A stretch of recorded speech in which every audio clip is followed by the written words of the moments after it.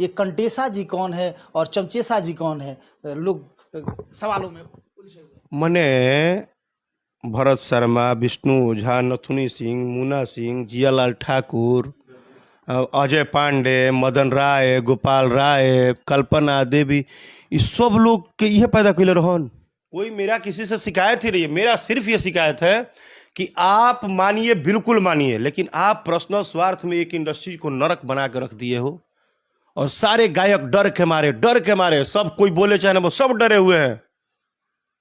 और डर का एक ही आंसर है कि छोड़िए ना, हमको इससे क्या लेना देना है। ठीक है, नहीं लेना देना है तो आज तुम्हारे हाथ तक पहुंच रहा है, कल गर्दन तक पहुंचेगा।